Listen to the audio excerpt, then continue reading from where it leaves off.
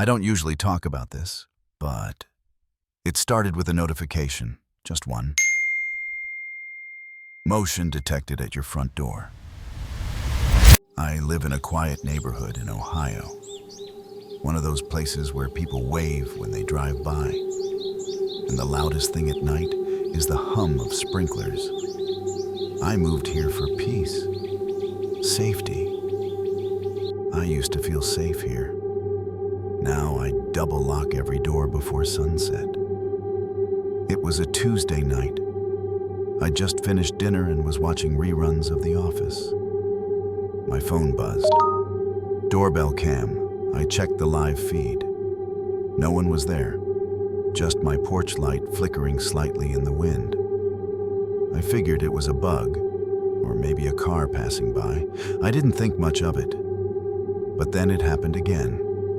2:37 a.m. My phone said the video was recorded at 2:37 a.m. But I was awake at that time. There was no sound. I checked the footage 3 times, but the figure was never facing the camera. The figure returns. The next night, same time. Motion detected. This time, there was someone. A man. He stood just outside the frame, barely visible. No movement, no sound, just standing. I couldn't see his face. He never looked at the camera. I zoomed in, paused, rewound. Nothing. I thought I was just paranoid, until my neighbor showed me the same thing. Her name's Rachel, lives 2 houses down. She came over the next morning, pale and shaken. "Did you get anything weird on your camera last night?" she asked. I hesitated. "Yeah, a guy. Just standing there." She nodded slowly. "Mine too, same time. But he was standing in my yard." We compared footage. Same man, same posture, same eerie stillness. But here's the thing. He was never facing the camera. Not once. I told my coworker about it the next day. She froze. "Wait, was he wearing a hoodie? Kind of hunched?" I nodded. "I saw him too, outside my apartment, last week." She looked terrified. "I thought it was just a junkie, but he never moved, never looked up." That's when I realized this wasn't just my neighborhood.